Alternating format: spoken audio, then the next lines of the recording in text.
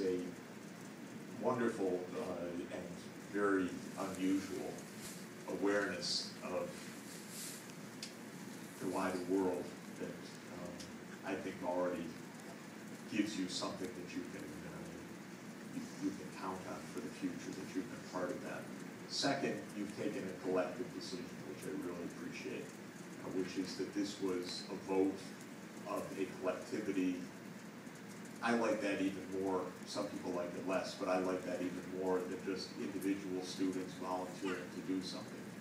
Because we kind of fell into a trap in the US and Canada saying, well, if you want to do it yourself, but we don't have any social responsibility.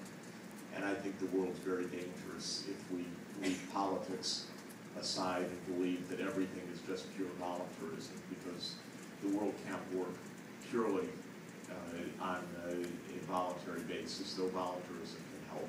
The world actually needs political decisions. It needs collective choice. It needs democratic deliberation. And then democratic processes which say we're all in this together, and fight your cause, debate your cause, and then let's take a collective decision. And that's what you've done as a student body. So I think that that's the second part that I find remarkable and very worthy. And third, you've set a great example. And if you can make this happen in other campuses across Canada, I think that you will not only have set a great example, but started something that will not end until poverty itself ends. And you'll have really set a remarkable process in motion. Now, what you've done is to support the Millennium Villages in particular, so let me say a word about that. The idea of the Millennium Villages is a very basic idea, and that is that if people are empowered with cutting-edge tools, which can be cutting edge, nothing more than your smartphone, your BlackBerry, your iPhone, or whatever it is.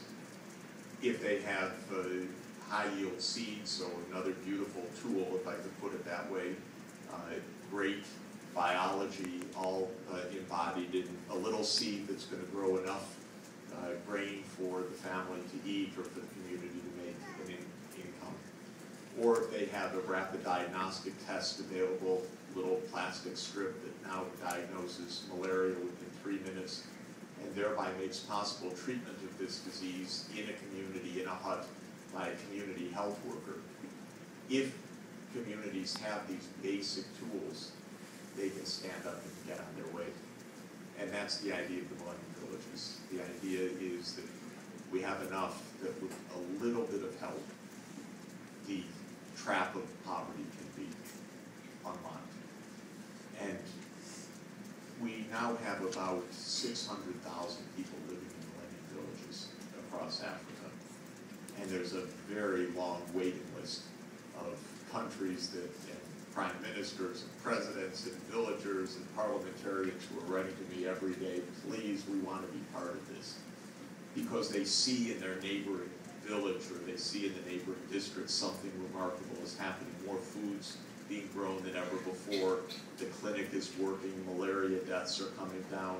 Stunting has gone down. Children are in school. The school has broadband connectivity. It has a nutritious meal. There's safe water in the water points.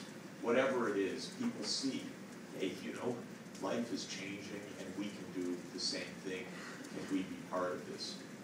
Starting in January, quite remarkably, Nigeria is going to devote $500 million of its own budget funds to expand this concept across Nigeria. So we're going in the truest test of scaling up that I've ever been involved in. We're going from 2 village sites to 113, starting January 1, to cover 20 million people in Nigeria, in something like the Millennium Village Project. It's called the Local Government Area Conditional Grant Transfer Scheme. But the Millennium Village sounds better to me. And it's modeled on the Millennium Village approach. And like everything in democracy, we're waiting for the election in Nigeria now, and if it goes peacefully, and so far so good in a very complicated country, then this project will roll out next year with strong parliamentary backing and strong backing of 36 governors, and we hope a duly elected president. The Prime Minister of Namibia came to see us at Columbia University 2 weeks ago and asked, now please send a group to help us use our own resources to expand the Millennium Village concept in Namibia. Yesterday I got an email from Madagascar. I think actually it was this morning that when I woke up, I read an email from Madagascar that a couple Millennium Villages in Madagascar have started. And 3 days ago I was in Gyeongsang-bukdo province of Korea, which is in the center of the Korean peninsula, where the governor of the province, Governor Kim, remembering Korea's own experience as a very poor country 50 years ago, which used a village-based movement to get out of extreme poverty, something called the Semeo-undong, which means the New Village Movement, said that this province in the center of the Korean peninsula would sponsor Millennium Villages because Korea wants to take its historical experience and the fact that it received aid early in its development process, and that was a major impetus and possibility for Korea's breakthrough to become one of the richest countries in the world. And I can tell you, having been in Seoul the last 3 days, it is one of the richest countries in the world. And it was one of the poorest in 1960. Korea wants to take on this project as well. And the Korean universities are interested in getting involved. And I made every pitch I could, believe me, with the President and the Prime Minister and the National Assembly and a foundation meeting, that Korea could take its New Village movement as a model to inspire Africa, and the Millennium Villages concept broadly was a vehicle for Korea to show Africa how to do it, and we can all, no doubt, learn a lot from that. So, good things are happening in a very complicated world. All of this takes time. As Brian said, the great struggles in history, ending poverty, ending slavery, ending apartheid, ending colonial imposition, all took a long, long time.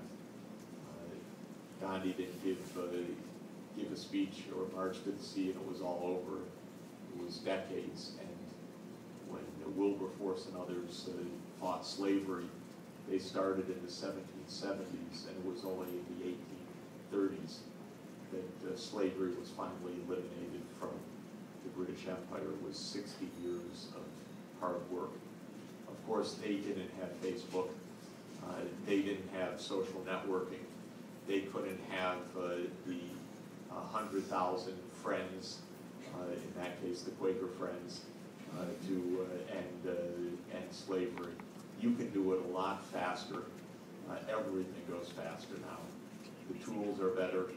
The human spirit is the same and enduring, and you have it. So let me thank you, Carleton, for what you're doing. I pledge to be a good partner with you. The faster you run, the faster that I will run alongside you.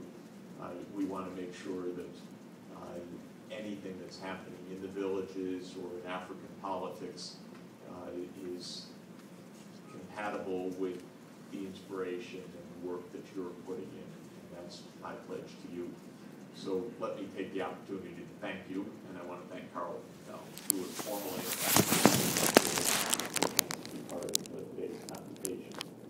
This is a great honor for me.